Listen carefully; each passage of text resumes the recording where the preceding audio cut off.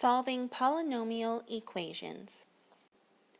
Use factoring to solve the polynomial equation. Here we have 8x to the fourth minus 32x squared equals 0. When factoring, the first thing you want to check is to see if we can factor out a common factor. So if I look at both of these terms, I can see that I can factor out an 8x squared. If I factor an 8x squared, I'm left with an x squared minus 4 equals 0.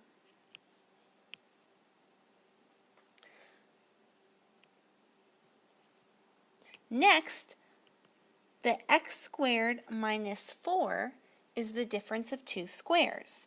So I can factor that polynomial into x plus 2, x minus 2.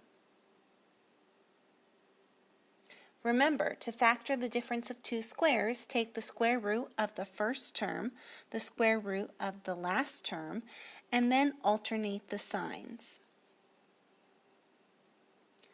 Now that I've factored my polynomial as far as it can go, I'll set each factor equal to 0 and solve for x. So I have 8x squared equals 0, x plus 2 equals 0, and x minus 2 equals 0. With the 8x squared, divide both sides by 8. So we have x squared equals 0. Next, take the square root of both sides, and we're left with x equals 0.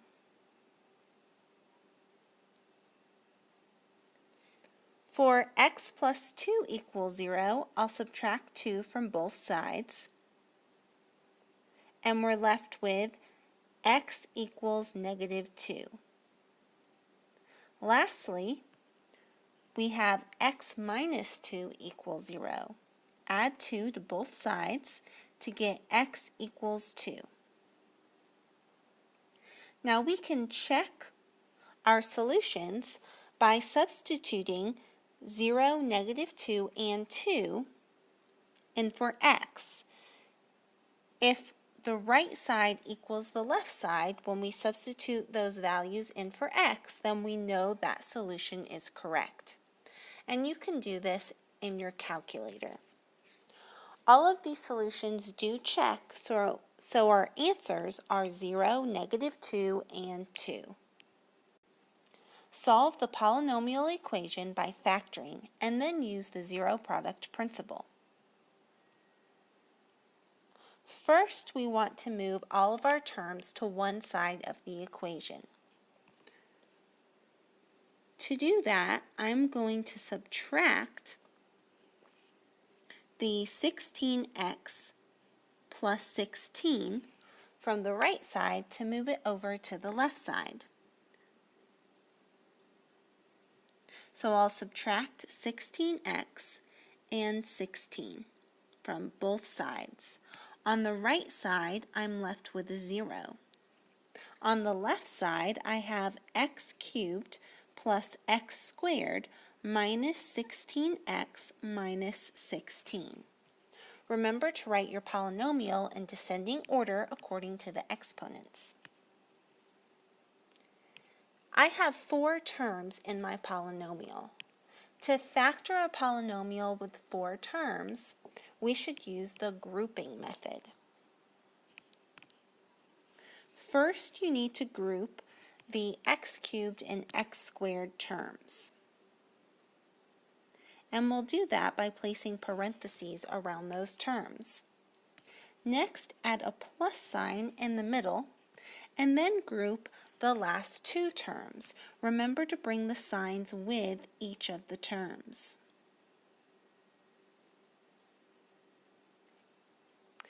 Now we want to look at each set or each group and factor out a common factor.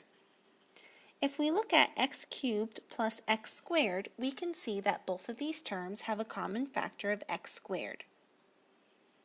When I factor out an x squared, I get x squared and then x plus 1 in parentheses. For my second group, I'll look at each term and we can see that we can factor out a negative 16. So this becomes a minus 16, and in parentheses I have x plus 1. Remember, when we factored out that minus sign, it changed the sign in the middle to a plus sign.